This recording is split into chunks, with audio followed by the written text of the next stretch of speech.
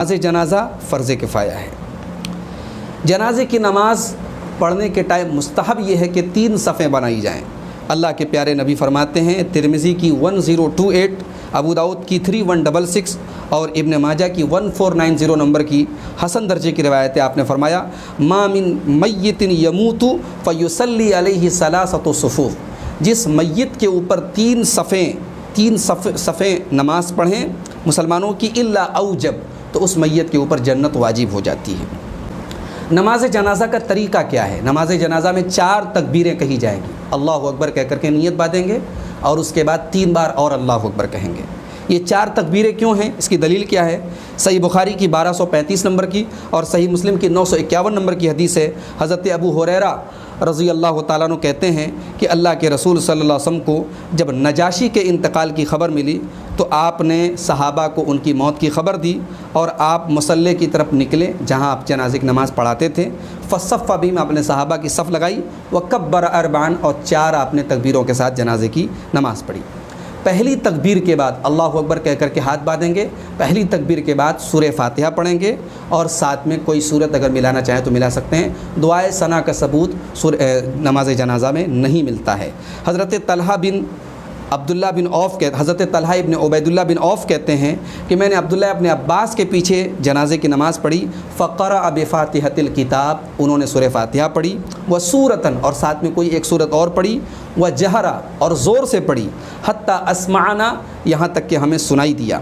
فلما فرغ، جب جنازے کی نماز سے فارغ ہوئے، اخذت بیدہ، تو میں نے ان کا ہاتھ پکڑا، فسألتہ، اور میں نے ان سے پوچھا کہ آپ نے جو جنازے کی نماز زور سے پڑھائی اور سورہ فاتحہ وغیرہ پڑھی، اس کی کیا حقیقت ہے؟ تو انہوں نے کہا، انما جہرت، میں نے زور سے اس لیے پڑھائی، لتعلموا انہا سنت وحق، تاکہ تم جان لو کہ یہ سنت ہے اور حق ہے۔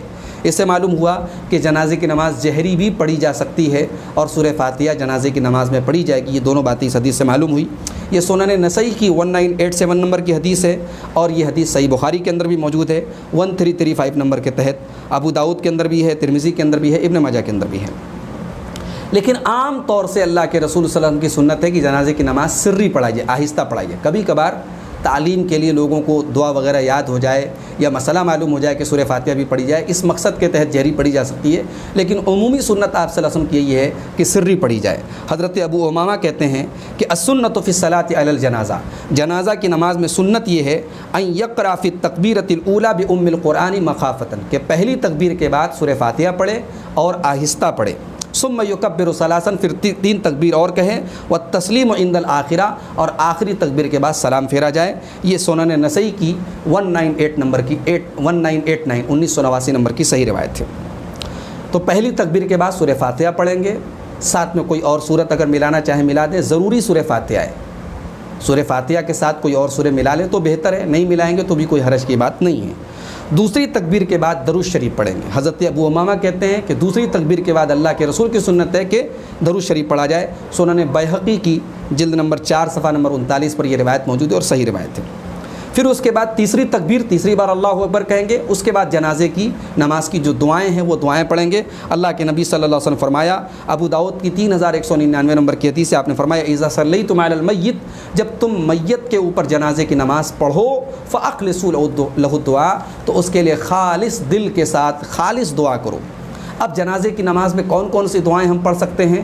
آئیے کچھ دعائیں جو اللہ کے رسول سے ثابت ہے وہ آپ کے سامنے ہم پیش کر دیتے ہیں۔ صحیح مسلم کی 963 نمبر کی حدیث ہے، حضرت عوف بن مالک کہتے ہیں کہ اللہ کے رسول صلی اللہ علیہ وسلم نے ایک جنازے کی نماز پڑھائی، فحفظت من دعائہ، تو میں نے آپ کی دعا کو سن کر کے یاد کر لی۔ اس سے بھی معلوم ہوا کہ آپ نے جہری نماز پڑھائی تھی۔ وہو یقول، آپ نے اس جنازے کی نماز میں پڑھا، اللہم اغفر لہ وارحمہ وعافہ واعف عنہ، اے اللہ اس کو بخش دے، اس پر رحم فرما، اس کو عافیت دے، اس کو معاف کر دے، وَأَكْرِمْ نُزُلَهُ وَوَسِّعْ مُدْخَلَهُ، اے اللہ اس کی بہترین مہمان نوازی فرما، اے اللہ اس کے داخل ہونے کی جگہ کو کشادہ کر دے، وَاغْسِلْهُ بِالْمَاءِ وَالثَّلْجِ وَالْبَرَدِ، اے اللہ اس کو پانی سے، برف سے اور اولے سے دھل دے، وَنَقِّهِ مِنَ الْخَطَايَا كَمَا يُنَقَّى الثَّوْبُ الْأَبْيَضُ مِنَ الدَّنَسِ، اے اللہ اس کو میل اور کچیل سے ویسے ہی، اس کو گناہوں سے ویسے ہی پاک کر دے جیسے میل اور کچیل سے سفید کپڑے کو پاک کیا جاتا ہے۔ وَأَبْدِلْهُ دَارًا خَيْرًا مِّن دَارِهِ وَأَهْلًا خَيْرًا مِّنْ أَهْلِهِ وَزَوْجًا خَيْرًا مِّن زَوْجِهِ، اے اللہ اس کے گھر سے بہتر اس کو گھر عطا فرما، اس کے جوڑے سے، اگر یہ عورت ہے تو اس کے شوہر سے، اگر یہ مرد ہے تو اس کی بیوی سے بہتر جوڑا اس کو عطا فرما، اس کے گھر والوں سے بہتر اہل اس کو عطا فرما۔ وَأَدْخِلْهُ الْجَنَّةَ، اس کو جنت میں داخل فرما۔ وَأَعِذْهُ مِنْ عَذَابِ الْقَبْرِ، اس کو قبر کے عذاب سے بچا لے۔ وَعَذَابِ النَّارِ، اور جہنم کے عذاب سے بچا لے۔